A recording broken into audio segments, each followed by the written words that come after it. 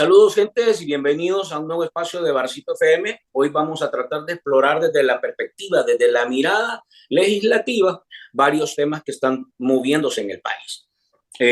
Y para eso quiero darle la bienvenida a nuestra invitada especial este día, Anabel Belloso, diputada del FMLN por el departamento de San Salvador y, por supuesto, candidata a diputada por el departamento de San Salvador nuevamente. Anabel, gracias por hacernos espacio y por compartir con nosotros en Barcito FM.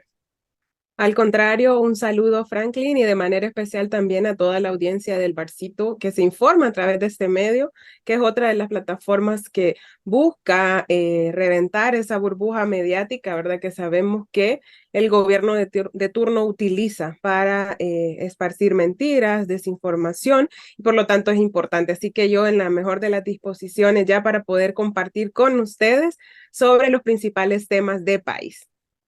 Empecemos por la Asamblea Legislativa. Se ha tornado en realidad, como muchos le han llamado, que es una telenovela o una serie la que estamos viendo ahí, pero de todas maneras es interesante. Es decir, vemos prácticamente sumergido en un conflicto interno al grupo parlamentario de Nuevas Ideas y prácticamente los temas de país están en este momento tras la bambalina, en segundo o en tercer plano. Y se han concentrado en una confrontación y empieza una nueva purga. Hay un diputado que va a ser desaforado, hay un asesor presidencial que ya está preso y de cola salió una diputada más mostrándonos la cara que normalmente ella no ha mostrado, pero ya hoy todo el mundo vio de qué se trata. Entonces, ¿cómo lees esto que está pasando en Nuevas Ideas? Y partamos de la Asamblea Legislativa, ¿verdad? Bueno, yo creo que el grupo parlamentario de Nuevas Ideas, tal cual ha sido, digamos, su comportamiento en todo este periodo, es una olla de presión por múltiples circunstancias. Y definitivamente una de las conclusiones que uno saca de lo que se conoció desde la semana de vacaciones y que sigue ahí todavía en la agenda, incluso en esta semana, porque obviamente va a haber plenaria por el tema del desafuero, es que cada vez más se tensiona esa expresión de diferentes intereses que hay ahí, de diferentes grupos, que es imposible mantenerlos cohesionados más luego de un proceso de elección interna donde quizá otras cosas afloraron, ¿verdad? Entonces yo creo que de ahí se debe partir. Claro que hay una crisis en el Partido Nuevas Ideas, hay una expresión clara de ese resquebrajamiento, ¿verdad? Que hay dentro de ese instituto político, que es una réplica también del actuar, en este caso, autoritario, verticalista que existe en el gobierno, porque así funcionan ellos. Y eso se expresa también aquí en la Asamblea Legislativa en el día a día. Por eso no por gusto se ganaron el adjetivo de aprieta botones, ¿verdad? Por todo aquello que les manda casa presidencial. Pero acá hay situaciones que también son graves, porque además ya ha habido señales o elementos en diferentes momentos a través de investigaciones periodísticas o de la información que circula en redes, donde hay señalamientos fuertes de prácticas antiéticas, en algunos casos hasta la presunción del cometimiento de posibles delitos por parte de funcionarios de Nuevas Ideas, y en este caso los diputados pues no son la excepción. Y por lo tanto, esos señalamientos, esa evidencia que se venía recopilando a través de diferentes momentos con diferentes hechos, hoy acá también sale a la luz otros casos. Pues sí, porque al final no solo se trata de un tema, digamos, no es ninguna cosa sencilla la que ha salido a la luz, pero llama poderosamente la atención y por eso uno dice, es falso y ellos son unos mentirosos cuando argumentan en el discurso y salen diciendo que están combatiendo las prácticas antiéticas, que combaten a todos aquellos funcionarios que puedan estar cometiendo delitos. ¿Por qué? Porque no es cierto. O sea, al final, cuando vemos cómo ha evolucionado este caso, pues sí, dejan fuera, al menos en el requerimiento fiscal, situaciones que no podían obviarse con la información que fue de conocimiento público de toda la población. Entonces, creo que eso, luego de un proceso interno, ya a las puertas del proceso electoral 2024, es una evidencia clara de la crisis que viven. Y además que definitivamente en lo interno se refleja hacia afuera y es un elemento más que se suma a ese descontento que la población ya está mostrando y que es una realidad que se impone ante toda esa propaganda que ellos puedan hacer. Entonces, creo que por un lado, como ya lo decíamos, pareciera ser una purga interna, una disputa entre los grupos y los intereses que están ahí, que no son los intereses del pueblo o las demandas del pueblo, sino que son los intereses de esos grupitos que forman Anabel, nuevas ideas. se ha hablado de señalamientos delicados, pero bueno, el fiscal con un tono, digamos, de ingenuidad, una institución que no se ha enterado bien, eh, pide que se desafore el diputado por uno de los casos que son escarcelables, creo que son 4 o 5 años, que puede tener validación para que se pueda pagar una fianza y salga libre, etcétera, Claro. dejando de lado otros casos que aparecen en los audios: narcotráfico, droga, lavado, corrupción, nepotismo y otro tipo de situaciones. ¿Cómo se interpreta que las instituciones, o el fiscal en todo caso, y otras instituciones como el ministro de Justicia, la policía, no hayan procedido? Y hemos visto en otras situaciones, Juan de los Palotes, de Pedro, no sé qué, o Ujú. sea, ciudadanos Sí, normales, comunes y corrientes que no tienen ningún blindaje, no han claro. terminado ni siquiera de opinar, y ya están detenidos tomándose la foto con el fusil encima, hincados en el piso, etcétera. ¿Cómo lees esto en función de este sistema de justicia y lo que estamos viendo cuando se trata de un político del oficialismo y cuando se trata de un ciudadano al cual las instituciones le pasan por encima? Bueno, para empezar hay que recordar que acá no existe independencia entre las instituciones. Espacios como la Fiscalía, instituciones como la Fiscalía General de la República, sabemos quién es el que está al frente, el titular, que fue impuesto bajo un proceso ilegal el 1 de mayo en un primer momento, 2021, y luego lo ratifica una mayoría oficialista, porque sabemos que ese funcionario lo han puesto ahí para cumplir una agenda más desde los intereses políticos, electorales, partidarios del gobierno de Nuevas Ideas y no para cumplir la ley o apegarse al debido proceso, a sus facultades según Constitución. Y por lo tanto, por eso decía yo, no es cierto cuando ellos en el discurso dicen que están combatiendo este tipo de prácticas y al final vemos que ya al conocer el texto del requerimiento se dejan fuera estos otros posibles delitos que sobre la información que se hizo pública podrían o deberían, mejor dicho, estarse investigando también o se deberían investigar al momento que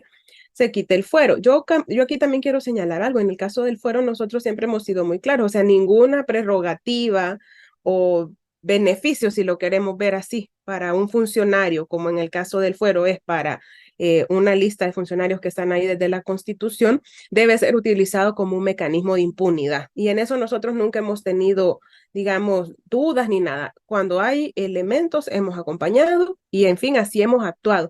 Sin embargo, hoy está esa realidad. ¿Qué institución independiente va a aplicar realmente lo que la ley manda o de desarrollar un proceso de investigación? Si es que no es primera vez que se señalan posibles delitos a funcionarios de Nuevas Ideas. ¿Qué pasa con estos funcionarios en materia de seguridad? Bueno, el viceministro de Seguridad, director de centros penales, Osiris Luna, ¿de qué no ha sido señalado? Y no hemos visto, pero ni una investigación. Y cuando salió un primer señalamiento, que todavía no era viceministro y no tenía fuero, ¿cuál fue la primera acción que hizo el gobierno en ese momento? Creo que ahí todavía era antes 2020-2021. Ponerlo de vice para que tuviera fuero. O sea, ahí es evidente que acá no es cierto que sea combatir este tipo de prácticas o de delitos, sino que son otros los intereses y otras las motivaciones que están detrás. Y obviamente yo no dudo que vayamos encontrando en el camino otro tipo de situaciones similares. Lo que es preocupante es que como ellos centran, como siempre, la agenda y hacen un gran show en torno a todos estos temas, y que no son genuinos en el interés de combatirlos, pero al final hacen ese tipo de cortinas de humo. Muy bien decías, los temas de país, los temas que preocupan a la población en el día a día, pues quedan relegados o siguen, mejor dicho, relegados porque allá han estado, no han sido parte de la agenda prioritaria y la gente sigue agravándose en sus condiciones de vida. Cuando están estos pleitos, estas situaciones que, como muy bien lo decías, ¿qué va a pasar? Ah, vaya, le quitan el fuero a este diputado, que yo creo que ahí también siguen mandando mensajes a lo interno de su partido diciéndole, miren, ustedes son desechables. Por mucho que aprieten el botón como les decimos o por mucho que aplaudan, no son imprescindibles, son desechables. Ya lo habían hecho con dos exdiputados, ahora van con este y quién sabe qué más. A la otra la inhabilitan, no hay proceso de otro tipo, según hasta el momento, o sea, al menos no se conoce, ¿ve? Otro tipo de investigaciones y por lo tanto en este camino ya preelectoral de cara al proceso 2024, sin duda podremos ir conociendo otras cosas, pero también creo que es importante que la población haga la reflexión y yo sé que lo hacen porque al final está ahí la información, está ahí los audios y todo lo demás que se ha hecho público, que obviamente cuál es el tipo de funcionarios que conforman nuevas ideas, qué tipo de perfiles, ¿verdad? Que obviamente carecen de en esto, aquello que es tan, siempre ha sido como bien discutido, ¿verdad? ¿Qué es la moralidad notoria?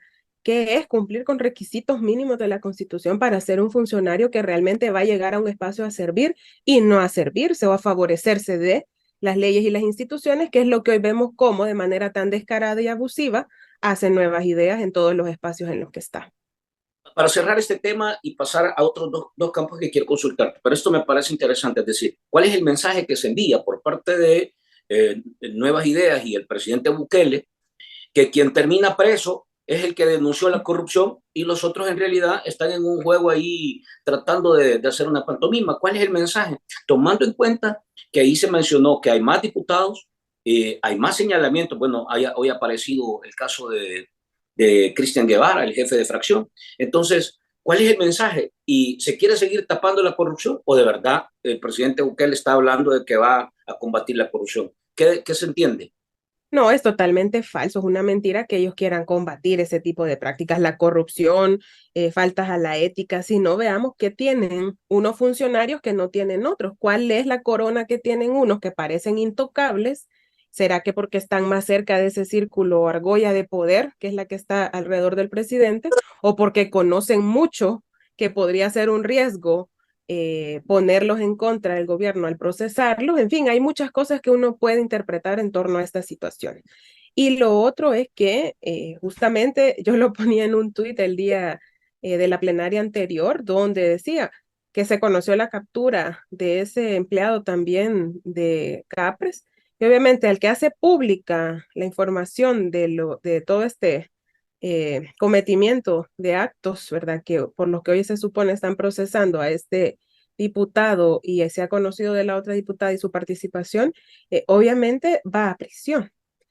Pero a estos otros funcionarios, y hablo, miren, no solo es el caso de Osiris, es el caso de el funcionario de tejido social señalado a través de audios de haber favorecido a líderes de pandillas para que salieran del país, o sea, y en temas bien complicados de la comisionada presidencial por prevalecerse del cargo y favorecer a familiares, que también ahí viene el tema del nepotismo que ellos tanto señalaban en otros momentos, pero miren, ellos están cometiendo ese tipo de faltas, yo no sé, elevada a la cual potencia, pues, o sea, es exagerado cómo son tan descarados, incumplen prácticas éticas, ¿verdad? Y en fin, ejercen la función pública de una forma tan cuestionable que lleva de encuentro a toda la población salvadoreña, los intereses de las grandes mayorías y principalmente de los más vulnerables, de los que siempre han estado en condiciones más desprotegidas, que ellos en lugar de ponerse en función de dar respuesta a sus problemas, a esos problemas de la gente, están viendo ahí por ellos, por ese grupito. Entonces creo que es solo esa parte del show, ¿verdad? Porque obviamente tienen un control mediático exagerado donde quieren aparentar eso, pero cuando han tenido opciones reales de dar muestras que combaten ese tipo de prácticas, lo que hacen es proteger a sus corruptos, Anabel, proteger a aquellos que han cometido delitos. a- la congresista Norma Torres, más o menos hace como 2 años, 2 años y medio, dijo El Salvador, narcogobierno. Y esto que Ujú. estamos viendo con una serie de cosas que hablamos de Sinaloa metido aquí, compras allá, ahora el diputado aparece en este tema de drogas con relación con un, ¿cómo se llama? Temas que están en los audios. Este mensaje de la congresista Norma Torres puede volver a reactivarse o en realidad son señales que deben ir más profundo y es posible que se investigue algo de esto? Bueno, es que debería investigarse, porque por eso decía Franklin, yo no creo que sea solamente lo que hoy se ha conocido, toda la pudredumbre, o no sé ni cómo llamar, que existe detrás. Todo Mm. ese tipo de cosas ilegales, señalamientos fuertes con ese vínculo, con criminales, con el crimen organizado, con el narcotráfico. O sea, si acá realmente se realizara un proceso de investigación y las instituciones fueran independientes, se apegaran a su mandato de ley, obviamente tendríamos más sorpresas, digo yo sorpresas, porque al final han habido muchas señales a lo largo del camino, pero habría más nombres, más datos. Yo no dudo que eso sea así. Así que al final queda también seguir exigiendo eso, ¿verdad? El por qué tanto señalamiento que ha habido en estos años, principalmente desde el 2020, cuando fue que aparece la pandemia, ¿verdad?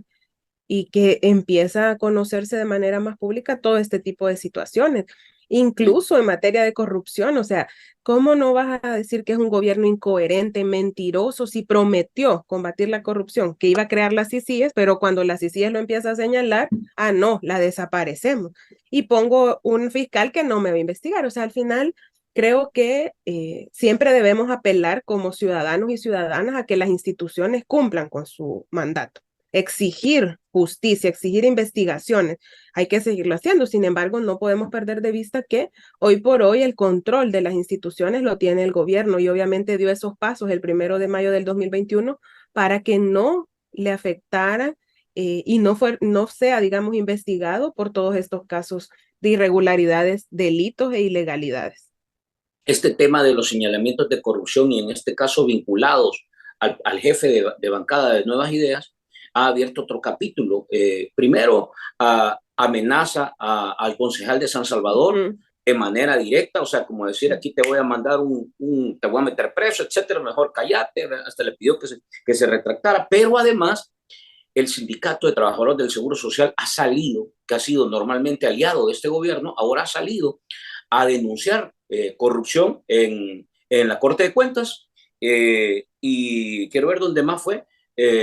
No recuerdo qué otra institución ha sido donde también ha vinculado al jefe de fracción y ha amenazado con un tema de paro de labores y activación, digamos, de calle, si el gobierno no atiende ese llamado y mueve, digamos, a estos funcionarios. Esto relacionado con un conflicto que todavía no ha tenido desenlace con el sector de salud. Entonces, Claro. es posible que este tema de la corrupción y señalamientos detone a otros niveles como lo que hemos visto ya, porque al final de cuentas esto también tiene que ver con el respeto a los derechos, que es una Claro. demanda que los médicos han planteado por cómo se han abordado el caso de las dos doctoras y el caso de los 47 médicos que fueron inhabilitados, digamos, de facto, de automático. ¿Cómo Sí. ves el caso y esta extensión que de alguna manera toca este tema? Bueno, quizás por el antecedente y en términos generales en materia de salud pública, hay que decir que este gobierno hipócritamente llamaba héroes y heroínas a todo el personal de salud, empezando por los médicos, en medio de los primeros meses más complejos de la pandemia, pero inmediatamente al transcurrir un tiempo prácticamente los deja en el olvido. O sea, hay gente que la semana pasada veíamos cómo había una manifestación por el no pago de nocturnidades y otras prestaciones, por ejemplo, al sector de salud y de habiendo presupuesto, Franklin, habiendo asignaciones e incluso reformas legales para dar cumplimiento a esa prestación para el personal de salud, este gobierno no lo cumple. Por un lado, luego lo que sí vimos ya hace algunos días que tenía que ver con el caso de estas doctoras que habían sido, pues ya habían tenido un proceso y cuando vienen unos compañeros, en este caso internos, ¿verdad? En procesos internos en el Rosales de manera solidaria con sus compañeras salen a manifestarse, a pedir un debido proceso, a pedir que no vuelvan a ser procesadas porque se les estaba abriendo nuevamente un proceso cuando ya había uno. Obviamente viene la repercusión que atenta contra el derecho de todas las personas, y en este caso de los trabajadores y las trabajadoras, a manifestarse, a protestar, a exigir sus derechos. Eso es algo que está consagrado como un derecho y este gobierno sabemos que no es la primera vez tampoco que actúa en contra de los trabajadores y las trabajadoras. Lo hizo contra los sindicalistas de Soyapango, de San Marcos, de instituciones incluso del Estado como la Imprenta Nacional y otras. Hay casos documentados por el movimiento de trabajadores despedidos, que hay que recordar que suma más de 19,000 personas que han sido despedidas de manera injusta desde que llega este gobierno en el 2019, a los que no se les respetó el debido proceso y no se les cumplieron sus prestaciones. Y Ellos han allí denunciado, eran los de los municipios, que también hay otra cola de casos. claro, también se suma a esto. Y ellos han identificado una serie de violaciones a los derechos laborales que se viene a ratificar nuevamente con este tipo de acciones de abuso de poder, de violación de derechos, donde dicen, ah, no, más de 40 internos son suspendidos y se les inicia un proceso para la suspensión o el despido. ¿Qué pasa? Obviamente se alerta todas las expresiones organizadas del gremio y acá el Colegio Médico ha jugado un rol bastante protagónico también diciendo y poniendo en el centro de la agenda. Y es bien curioso porque además de las demandas, pero ellos mostrando voluntad de diálogo, de que se habilitaran los espacios, pero que se escuche a todos, no hacer la pantomima de decir vamos a hacer una mesa de diálogo, pero yo solo invito a los que me van a venir a decir lo que yo quiero o a repetir el discurso del gobierno, de las autoridades, en este caso de salud y de trabajo. Por lo tanto, eso hemos seguido viendo porque ha estado siempre en estos días también en la agenda que no ha tenido una conclusión satisfactoria pegada a derechos en este caso de los profesionales de la salud, sino que además de la fuerte estigma, del fuerte ataque que genera, cómo maneja también este gobierno la información, los datos y en las redes sociales, porque miren, no es fácil cargar con un ataque en las redes. Yo leía un día de estos también una reacción de una de las personas que está implicadas en esto, de cómo le cayeron encima. Mira, desatinado quizás el comentario, quizás sí, pero no era tampoco para que se derivara en todo lo que después se conoció. Y que vengan desde las voces oficiales muchas veces esos ataques y odio, obviamente no va a llevar para ningún lado la situación de nuestro país. Y acá ahora aterrizando con lo que nos estamos dando cuenta en esto, en estas últimas horas, que tiene que ver también con la posición del STI. Miren, yo debo decir que pues sí, sí, aquí hay de todo, ¿verdad? Pseudosindicalistas, personas que no representan realmente los intereses de la clase trabajadora, sino que se han vendido al mejor postor y han andado ahí en diferentes momentos jugando roles muy alejados a los que debería ser un líder sindical. Entonces llama también poderosamente la atención porque yo no descarto que eso también sea una expresión de esas pugnas internas. Habrá que ver, como decís, Franklin, qué más pasa, cuál es el desenlace, pero sí hay una realidad de fondo y es las condiciones que están ahorita tanto en la red hospitalaria pública, todo el sistema público de salud, no solo hospitales, sino que unidades de salud, todo el sistema, como también en el seguro social. Bueno, Hay oye, permanentemente denuncia de usuarios que no hay medicina, que las especialidades te las dejan a saber hasta cuándo. ¿Por qué? Porque hay una fuga de profesionales.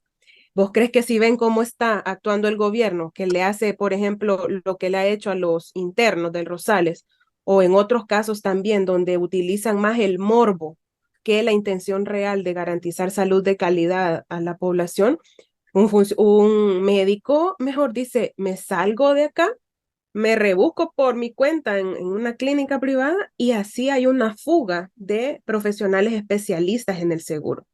Y eso ahí está documentado.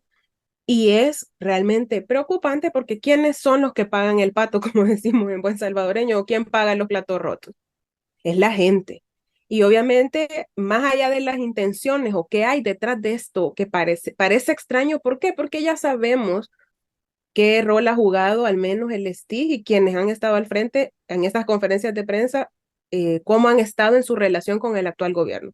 Y que hoy vengan y den ese viraje, pues hay que darle un seguimiento, porque sin duda, lo decía también hace un momento, vamos a seguir viendo cosas, ¿verdad? En torno a esta carrera electoral que no tienen como un objetivo real mejorar las condiciones del país, sino que ahí cada quien anda viendo cómo salva su pellejo, cómo salva sus propios intereses. Y ya repito, porque creo que nosotros es lo que siempre debemos poner en el centro, todas las afectaciones que esto representa para la población salvadoreña. Hay un tema que tocó el presidente del Colegio Médico en un espacio que tuvo para poder compartir sobre este tema, y él habló de que el país está, en el caso de salud, y así están tocándose también otros sectores, como el sector educación, etcétera. Pero en este caso, el presidente del Colegio Médico calificó de que en realidad el dinero no se está yendo para los temas y cuestionó dónde se está yendo el dinero, porque también marcó que el nivel de endeudamiento que ha tenido este gobierno ha sido enorme, las promesas han sido enormes, pero la ejecución de las acciones no se ha visto. Y es más, dijo que él no tiene certeza si el hospital El Salvador está funcionando o no. Entonces, ¿cómo se ve este manejo de recursos sobre estos temas? Porque hablamos que en el caso de los médicos hay una deuda con los familiares de los médicos que fallecieron en pandemia, que se les prometió un bono. No ha habido un tema de la evaluación sobre el tema salarial. El Salvador sigue siendo de los países a nivel regional que menor paga al gremio médico, a los profesionales de la salud. Y en general no hemos visto obras. El Hospital Rosales, lo único que se hizo fue una piedra nuevamente y de ahí... Por cuarta vez. Entonces, ¿qué pasa con las finanzas? ¿Dónde se están yendo? Y un poco cómo podemos evaluar esto, sobre todo porque el tema de salud de alguna manera toca eso. Y por el otro lado, lo que te está saliendo es una gran cola de cocodrilo en materia de corrupción. Aquí queda entonces un poco complicada la situación. Sí, mira, creo que eso también es los cuestionamientos permanentes porque el papel aguanta con todo, como se dice, ¿ve? Y ellos aunque hagan en el discurso y en la publicidad, en sus anuncios, que tanto va para salud cuando se aprueba un presupuesto, el tema es que cuando se esté ejecutando no ve realmente los resultados o que se esté utilizando para lo que se supone debía utilizarse. Yo decía, en el caso del pago de las nocturnidades, no hace mucho ha habido incluso refuerzos presupuestarios. ¿Pero por qué? Porque el presupuesto es mentiroso cuando ellos lo traen aquí, para aparentar de que no va a tener mucho, digamos que no sube mucho de un año a otro, no ponen y no transparentan todos los compromisos. Ah, pero no vaya a ser el tema de publicidad u otras cosas que no son una prioridad, que eso sí llevan ahí presupuesto y hasta les van haciendo refuerzo. Pero al menos para este año, muchos de los hospitales llevaban reducción en el presupuesto, el mismo Hospital Rosales. Y ya no se diga todo lo que hemos conocido en torno a la incapacidad de este gobierno de ejecutar ese proyecto del Hospital Rosales, el Hospital de Nejapa, aun cuando ya tenía el dinero. Y aquí quiero unir una información que ha salido también recientemente. Vaya, en el caso del Hospital Rosales, ya lo hemos dicho, el dinero estaba ahí. Eran 170 millones del programa, para el Rosales eran como 80 y tanto a través del BID, un presupuesto de alrededor de 27 millones y un poquito más para el hospital de la zona norte de San Salvador en el municipio de Nejapa. Y hacía un desglose de mejoras a unidades de salud, clínicas nuevas, en fin, un programa integral. Hasta esta fecha, ¿dónde está ese dinero? Eso no se lo han explicado a la gente, porque ¿qué pasó a lo último? Viene y dice, vea, desde una conferencia, colocando por quinta o cuarta vez, no recuerdo bien, la primera piedra para el Hospital Rosales, porque siempre lo importante en las redes, creo yo, que lo que hay que rescatar es lo valioso del antecedente, ¿verdad? Porque es como dicen, siempre hay un tweet, siempre hay algo ahí que ve y marca la incoherencia que tiene este gobierno y cómo mienten de manera descarada creyendo que así van a engañar a la gente. Si Bukele en el 2019, creo que fue en medio de la pandemia, 2020, dice, el dinero del Hospital Rosales ahí estaba, solo que no me gusta el diseño, lo vamos a cambiar. O sea, ahí él mismo lo dijo. Ya después en esta última vez salía diciendo que no, que a saber dónde estaba. Entonces son mentirosos. Pero a lo que voy es que lo que en algún momento iba a costar, según el presupuesto con el que se gestionó ese recurso para el hospital, que es para la gente, ahora ha venido cambiando el valor. Lo han venido decretando en reserva la información. Le dan a la DOM la responsabilidad cuando no tiene nada que ver, según lo que se supone que tiene como responsabilidad la DOM, ejecutar un tipo de proyectos como el Hospital Rosales. Pero en estos días también hemos visto cómo en un inicio el Hospital de Nejapa iba a costar 27 y algo.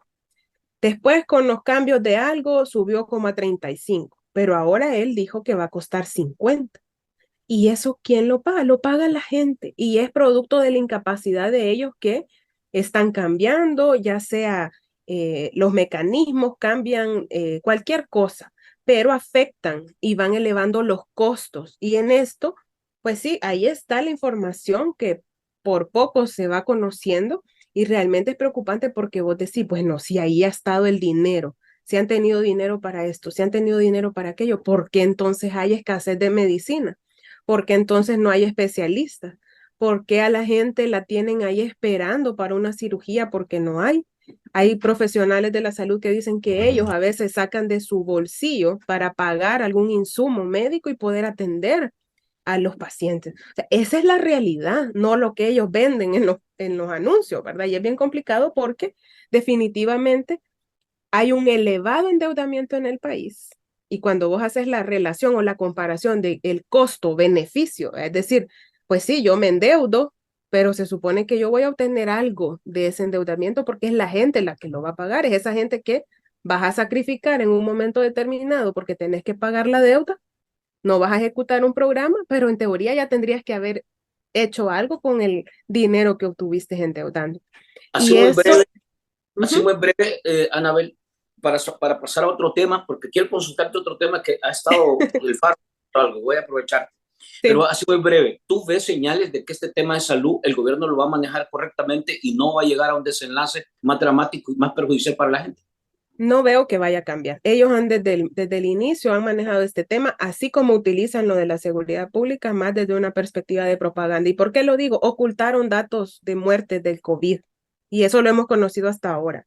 Se ha conocido también de la corrupción en el seguro, que era algo que rápidamente quería decir también recientemente sobre la compra de medicina falsa, que era también para atender enfermedad del COVID y que no llegó hasta ahí ese proveedor. Lo premiaron todavía después, a pesar de haber vendido ese tipo de medicamento falso, que podía incluso dañar la salud de la población, lo premian con otros contratos. O sea, o lo ven como desde la perspectiva de negocio, porque hasta el mismo ministro de Salud ha sido señalado de proveer al Estado en un grave conflicto de interés y posible corrupción en torno a empresas de su familia, como el tema de la propaganda, que venden que todo está muy bien, pero a las horas de las horas la realidad de la atención en salud es cada vez más precaria.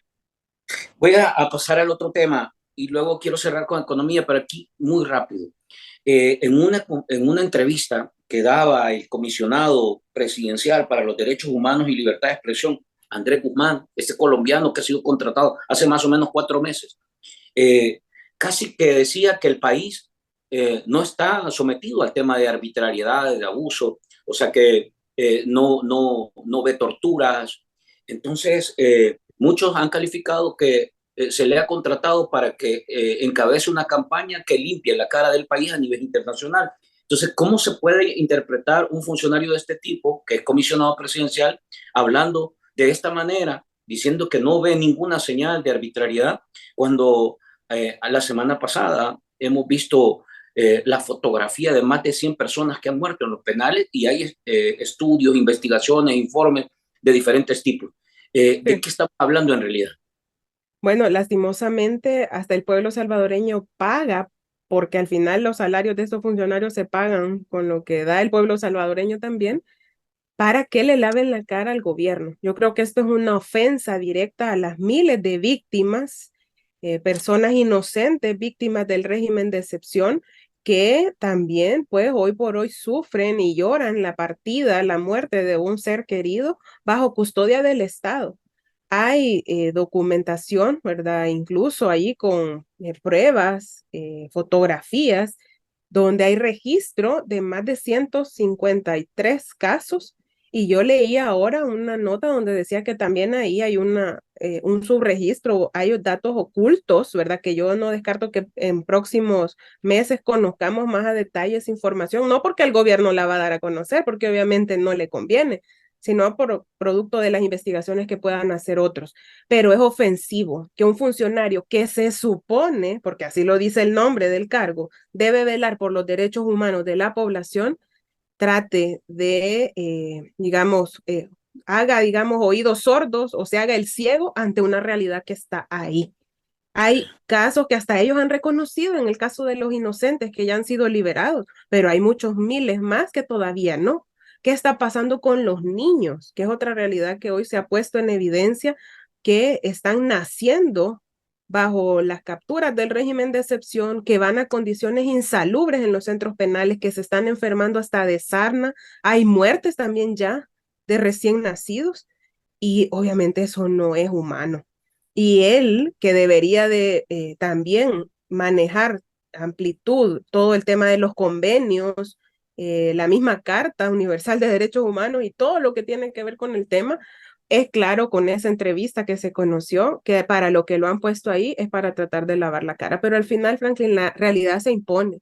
Y ha sido mucho también a nivel internacional la información, la noticia que ha llegado de la realidad que se vive en torno a ese tema específico. Y creo que por más que quieran hacer con él, no va a funcionar. Y yo creo que fue bien fulminante a esa pregunta que le hacen. ¿Y usted ya ha hablado con alguna víctima?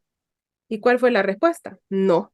Obviamente él no tiene ni el mínimo conocimiento de la realidad y es que es bien cuestionable que ni siquiera tenga esa empatía o el interés de jugar ese rol, de escuchar a las víctimas, porque el Estado debe garantizar los derechos y además debe tener también como plan medidas de reparación ante la violación de derechos humanos y en el caso específico en torno al régimen de excepción, pero no lo tienen. Al final siguen manejando el tema desde sus intereses mezquinos, electorales o de propaganda, y no en una visión integral que tenga como base el respeto de los derechos humanos para garantizar seguridad ciudadana, para garantizar paz a nuestro país. Para cerrar y más o menos ir, digamos, terminando esta plática, por tu tiempo también, Anabel. La semana pasada vimos un nuevo incremento de combustibles. Hace un par de días habíamos visto un nuevo incremento del gas. Ahora se habla que esto, como es cíclico, esto va a tocar nuevamente un incremento de la energía eléctrica y ya muchos andan hablando que los precios y los especuladores empezaron a mover los precios de los productos, sobre todo de los de máximo consumo. Eh, este tema económico sigue siendo en realidad el gran vacío en la política pública, pero la mayor piedra en el zapato de la gente pobre, digamos, y de todos en general. Sí. Eh, ¿Cómo se ve esta perspectiva de cara a la gente sobre todo y qué es lo que se puede hacer? Porque no se ven señales, por lo menos serias, de parte del gobierno abordando esto. Es más, el ministro de Hacienda se fue sin decir nada, sin entregar informes, desapareció y como que sin nada, pues entonces, ¿cómo se ve esto en general en materia económica? Fíjate que uno no es que quiere ser alarmista ni nada, pero como ahí está la información, el dato mata relato, dicen, ¿verdad? Y además las perspectivas en torno a la crisis económica de las familias no es nada alentadora. Y lo más preocupante es que el gobierno no toma acción, ni desde el Ejecutivo, ni desde sus diputados, ni desde ningún espacio donde ellos deberían, porque tienen la obligación de estar implementando medidas. El tema del alza de los combustibles ya se venía experimentando al menos en los últimos dos cambios, ¿verdad? De los precios es un alza y no es poca porque sube bastantes centavos y ya después difícilmente va bajando. Y nosotros insistimos, porque incluso lo propusimos en el 2021, medidas en torno al combustible, porque obviamente hay un efecto cascada que tiene que ver con los precios de los otros productos, de la misma comida, porque necesita transportarse, que esa es una medida, pero no es suficiente. O sea, pero hoy por hoy ni siquiera hemos visto el interés de tomar acción en torno a eso, como lo hubo en algunos meses atrás, pero eso es insuficiente porque al final vos tenés también que orientar políticas públicas, medidas, disposiciones, leyes para la población más vulnerable. Esa que no tiene un vehículo, pero que sí tiene que comprarle la comida a la familia. Esa que necesita transportarse, obviamente para sus trabajos, si es que lo tiene, o para donde va a ser una labor de comercio, tal vez por cuenta propia, en fin, hay otras cosas que deberían implementarse. Y en esto, bueno, diferentes organismos, cito a la CEPAL, por ejemplo, son muy claros en decir que países como el nuestro, con el tipo de economía como la nuestra, donde el gran porcentaje de la población se dedica a actividades por cuenta propia, al comercio informal, hay que implementar medidas puntuales de alivio. Y nosotros propusimos en marzo del 2022 un pliego de iniciativas, perdón, de alivio económico, que incluso decíamos de dónde puede financiarse, porque a veces la pregunta es esa, ¿verdad? Pero ¿qué pasó? No fue a discusión, no ha pasado a discusión, así como tampoco han querido aprobar el tema de la eliminación del IVA a los alimentos, que también puede ser una medida de apoyo, o el establecer precios de referencia para los insumos agrícolas cuando tenés una crisis alimentaria encima y una perspectiva de cara a los meses que vienen todavía más compleja porque ha habido sequía, porque la producción no se va a dar a los niveles que se esperaban, en fin, una situación muy preocupante, pero sigue siendo la gran ausente de la agenda legislativa y por lo tanto hay que seguir insistiendo. Lo que sí yo creo que es importante decirle a la población, porque así como actúan ellos, como lo vimos en el 2020 entregando víveres desde una perspectiva de campaña electoral o manejando los programas como la entrega del paquete agrícola también desde esa perspectiva, al simpatizante, sí, dejando fuera a verdaderos agricultores, por ejemplo.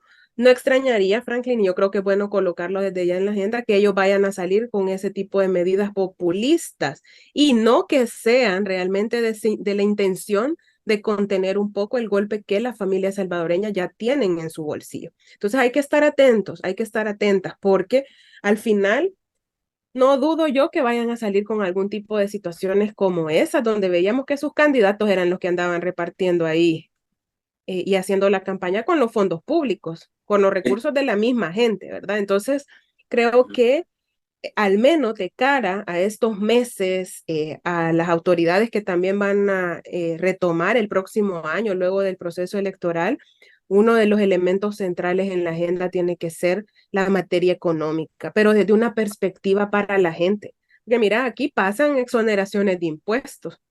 Sí. ¿Para qué? Para la gran empresa, para los que supuestamente, y digo así porque no se ha visto nada, van a invertir en Bitcoin, cuando ya sabemos que eso ha sido más un costo para la gente, porque es con fondos públicos que se ha estado financiando, o para los que supuestamente van a invertir en actividades de tecnología. Y en esta semana un tema que yo no concibo tampoco, ¿verdad? Pero obviamente es el modelo económico de ellos, que es para favorecer a unos pocos, afectando a las grandes mayorías, que se hagan reformas a la ley de zonas francas, por ejemplo, para incorporar que sean beneficiarios de la exoneración de impuestos que implica estar en zona franca y todos los demás beneficios, quienes producen alimentos. Eso Sí. atenta contra el productor nacional, o sea, pero ellos tienen claro el desarrollo económico para quien lo quieren, pero definitivamente no es para las grandes mayorías. Entonces hay que dar un viraje y creo que en eso la población sabe, porque al final es la que se la está viendo de a palito día a día para tratar de llevar al menos algo de comer a sus casas, cuando sabemos que hay casos ya de inseguridad alimentaria donde el mismo Centro para la Defensa del Consumidor decía que hay familias que han pasado hasta 3 días sin comer y ellos las han encontrado en el área urbana cuando andan haciendo levantamiento de información. Entonces la situación es crítica y obviamente no se ve por ningún lado la voluntad o el interés del gobierno, que además tiene la correlación, tiene los votos, ha tenido el dinero y tiene dinero para tomar acción, pero lo que no tiene es voluntad ni el mínimo interés de trabajar por la población, por las grandes mayorías. Hay que verlo porque cuando uno mira, y voy pasándome ya para el último punto para cerrar, pero se acerca una coyuntura electoral, tú lo mencionabas, por ejemplo, cuando estuve hablando la semana pasada, creo que fue con Cayetano, él me decía que ya habían en la zona de Ilopango gente con bolsas de comida, con el sello de la primera dama, de la Secretaría de la Familia, creo que es, no sé, Uh -huh, uh -huh. pero quienes lo andaban repartiendo eran militantes de nuevas ideas. Entonces, esa práctica ya viene. Ahora, ¿a qué voy? Y por eso te quiero hacer la consulta. Se acerca ya el escenario electoral, estamos a 6 meses del proceso. Y mucha gente, aunque ya sigue viendo una situación bien apretada, económicamente cada vez más complicada en materia de los abusos y arbitrariedades por el tema de una justicia que cada vez ¿cómo se llama? Más desequilibrada, digamos. Eh, pero la gente sigue responsabilizando a otros y no al gobierno. Y eso se sigue viendo, aunque muchos dicen que la gente está empezando a perder miedo, está empezando a abrir los ojos, está empezando a ver las cosas con, digamos, con mayor transparencia, pero muchos todavía siguen responsabilizando a otros, al pasado, y no responsabilizan a los funcionarios actuales, como que si ellos no tuvieran, digamos, parte o vela en este entierro. Entonces, ¿cómo se mira esta perspectiva tomando en cuenta que vamos a un proceso ya de 6 meses, 5 o 6 meses, donde la gente va nuevamente a tener la posibilidad de decidir sobre el rumbo del país a partir de este ejercicio democrático? Bueno, yo creo que la mejor medición, y lo decía yo la semana pasada en una entrevista, es el contacto directo con la gente, es estar siempre de manera permanente a través de diferentes espacios, intercambiando con la población, que la población ya muestra una insatisfacción con los funcionarios del actual gobierno contra los diputados de Nuevas Ideas, que a pesar de que tienen votos aquí, no toman acción ni decisiones para dar respuesta a estos problemas de la gente, la fuerte crisis económica. Y por lo tanto, creo que es importante, y yo lo decía al inicio, este tipo de mecanismos de información porque se le da a la población información veraz, información oportuna, se procura llevar esta información para que la gente pueda generar su propio criterio. Obviamente nosotros también tenemos claro que debe prepararse, ¿verdad? Toda una plataforma de propuestas para que la población pueda identificar las alternativas. Y en este caso, que como FMLN, pues somos una alternativa. Y en esto creo que la mejor forma de construirlo es en conjunto con la población y con los diferentes sectores, como siempre lo hemos hecho. Y muy bien señalabas, hay un temor de la gente a expresarse libremente. Y no es por gusto, pues si al final hay un régimen de excepción que se ha llevado presos a líderes comunitarios, a líderes sectoriales, a sindicalistas, donde esos son mensajes que este gobierno autoritario envía para todos aquellos que puedan o quieran expresarse libremente, pero que obviamente tienen que pensársela más de una vez porque tienen riesgos. Y esto también es algo que yo no dudo tenga un impacto a nivel de las encuestas y lo hemos hablado con otros compañeros y compañeras, donde ahí hay algo que no se refleja, porque la gente tiene temor. O sea, por mucho que sea una encuestadora o que sea el que le llame o le llegue a hacer el cuestionario de la encuesta, no quiere quedar reflejada plenamente, ¿verdad? O ser identificada con una opinión adversa al gobierno. ¿Y por qué lo digo? Porque cuando uno va a las comunidades, cuando estamos allá en los municipios, la gente lo dice. Miren, yo me equivoqué, miren, yo confié, pero estos no han hecho nada. Y ellos lo saben, Franklin, si las decisiones de cambios electorales a última hora, ¿qué tienen a la base?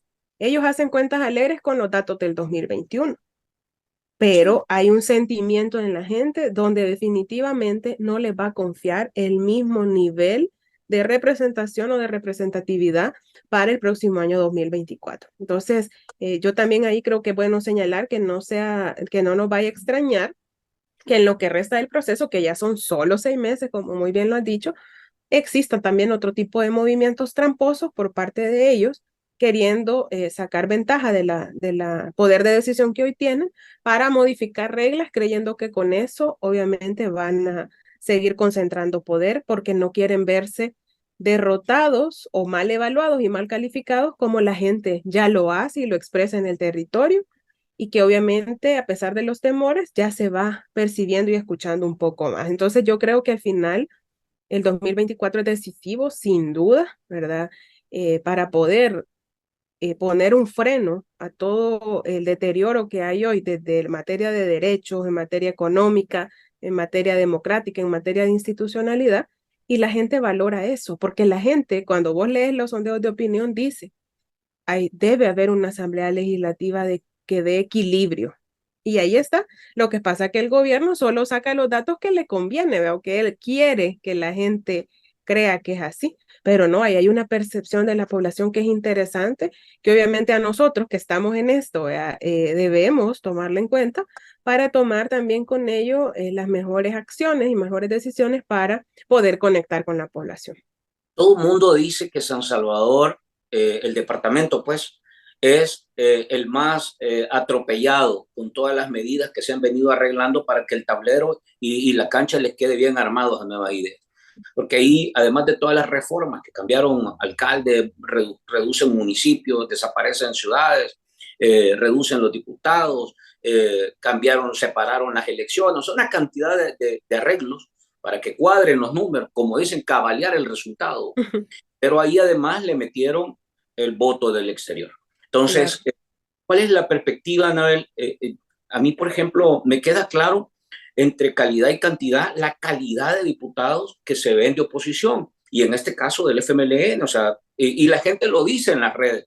Entonces, por, a partir de todo esto que hemos visto, ¿cuál es la perspectiva, cuál es el escenario que en el departamento de San Salvador se está visualizando y cuáles son los, digamos, los giros, los movimientos y aquellas cosas que ustedes han considerado, sobre todo en el caso tuyo, digamos, que no solo tienes un protagonismo importante en la Asamblea, sino que fuiste electa en primera posición en San Salvador en las internas. Entonces, ¿cómo se ve este escenario? Porque tú eres como la cabeza de lo que se va a hacer en el departamento. Bueno, en esto yo debo nuevamente dar un saludo a nuestra militancia que hizo que nuestro proceso interno fuera realmente una fiesta, un éxito, que tuviéramos los resultados que hoy tenemos, una alta participación. Sin duda, San Salvador implica un gran desafío por todos esos cambios que ya mencionaba, donde de 24 escaños posibles antes de la reforma, hoy son 16, donde el voto desde el exterior, que nosotros desde el inicio hemos dicho, los riesgos que representa en el sentido de que no hay plenas garantías cuando incorporas de golpe, ¿verdad? Sin hacer las pruebas suficientes, sin hacer pruebas pilotos que den tranquilidad a todos los actores y principalmente a la población de que su voto va a ser respetado, de que su voluntad va a ser respetada. Hay riesgos ahí. Y desde la construcción del registro electoral, donde dicen que son no sé cuántos pasaportes que se han emitido, de que son ahorita, hoy por hoy, alrededor de 800,000 DUIs, donde el mismo presidente del RNPN sale diciendo que hay a la fecha un poquito más de 500,000 DUI vencidos, que dentro de esos deben haber algunos que en teoría deben estar en el exterior. No sé, o sea, hay una también incertidumbre en cuanto a quiénes son los realmente habilitados para poder votar desde el exterior. Eso le mete mucha incertidumbre al proceso y obviamente va a requerir primero que los partidos pues podamos tener acceso a ejercer nuestro derecho de la vigilancia, con todas las limitantes que esto implica, porque obviamente cuando ya hay tecnología de por medio hay otros riesgos que salen de las manos del control, un hackeo, cualquier cosa. Pero a pesar de todo eso, nosotros nos hemos planteado, obviamente cuando entras a una carrera electoral para estar en los espacios de decisión, que nosotros lo vemos desde una perspectiva de ir a incidir ahí por transformar las condiciones de vida de las grandes mayorías. En el caso del departamento de San Salvador, pues no es la excepción.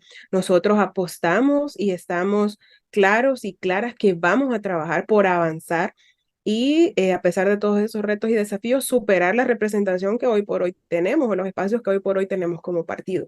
Y van compañeros y compañeras con perfiles muy buenos. Bueno, va la compañera Karina Sosa, el doctor Edgardo García, que además tienen una conexión en el territorio desde sus ámbitos, ¿verdad?, de trabajo.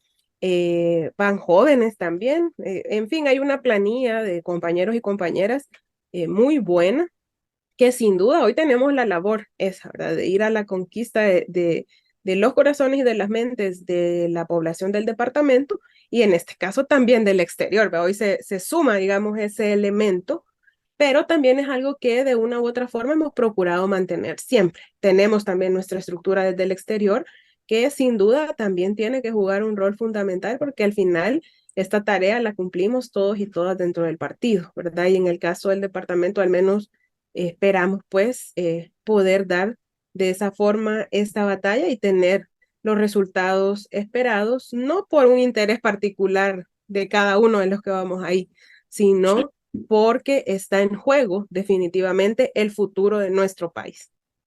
Nacionalmente, el Frente ha sido como el que, ya para cerrar hoy sí, de verdad, pero digamos, el Frente ha sido como el que abrió y de manera, digamos, más avanzado, digamos, mucho en este sentido, con su candidatura presidencial, con sus candidaturas a diputados, con sus alcaldes, o candidaturas a municipios, etcétera. Entonces, ¿cómo ves el círculo ya más nacional? Y un poco hablando del entorno más presidencial, Anabel, Ujú. con todas las características que esto implica, pues ya no lo voy a Sí. volver a mencionar, pero ¿cuál es tu valoración y un poco, ya para cerrar, qué es lo que, cuál es el mensaje que le darías a la gente en este sentido? Ujú. Bueno, yo tengo también la certeza de que los compañeros que conforman la fórmula, la presidencia de la República, son dos compañeros. Conozco más, obviamente, al compañero Manuel, ¿verdad? Que es con quien incluso hemos estado compartiendo en la legislatura anterior desde la Asamblea Legislativa. Es un hombre luchador de toda su vida, ¿verdad? Desde muy joven, incorporado también a la lucha por las transformaciones de este país y hoy obviamente también con la decisión y la determinación de participar en este proceso, aún con todas esas cosas que ya sabemos que implica ir en medio ahí de la aspiración de una reelección que sabemos que es inconstitucional, pero eso fue un debate desde el inicio del partido y nosotros dijimos hay que participar y ahí vamos. Y yo creo que dentro de los perfiles que se ha conocido, pues obviamente nuestra fórmula tiene mucho que aportar, mucho que dar, y en la medida de lo que vaya avanzando el tiempo, obviamente se va a ir conociendo más a detalle el tema de propuestas, la construcción de propuestas de cara a la gente y con la gente, que es algo que también siempre nos ha caracterizado, y el dinamismo que existe también en nuestro compañero Manuel Flores, que es el que está liderando esta candidatura. Y obviamente esto se conjuga en un proceso electoral donde van todos los tipos de elección, donde debe haber un hilo conductor de todos los procesos a nivel legislativo, a nivel del Parlamento Centroamericano, a nivel municipal. Entonces yo creo que nos estamos preparando muy bien también para todo esto y ya cuando obviamente la ley establece los momentos, los plazos, pues vamos a procurar dar a conocer a la población de la mejor forma nuestra perspectiva, cómo vemos también y qué vamos a aportar cuando estemos en los espacios de decisión para los cuales vamos compitiendo. Y también así aprovecho en el caso tuyo, que es allá en el Departamento de la Libertad, que es otro de los departamentos también que tiene, bueno, es el segundo de representación en escaños, ¿verdad? Entonces creo que todos y todas los que nos hemos metido hoy en este proceso tenemos ese compromiso que nace también, pues, y es propio de un militante del partido, de que tenemos esos sueños y esas aspiraciones por transformar la realidad de las familias salvadoreñas. Y en un contexto como el que ahora vive la población, definitivamente poder conectar con ellos y que vean en el FMLN esa alternativa. Una vez te agradezco por el tiempo. Nos echamos un poquito más de una hora, pero en realidad bastantes temas. Abarcamos varios temas. Gracias por todo y buenas Gracias, tardes. Franklin. Muy buenas tardes. A ustedes, gente, saludos y gracias por estar en el programa. Nos quedamos hasta acá y como siempre, durante la semana vamos compartiendo las piezas de esta agradable conversación con la diputada Anabel Belloso. Nos vemos en la próxima.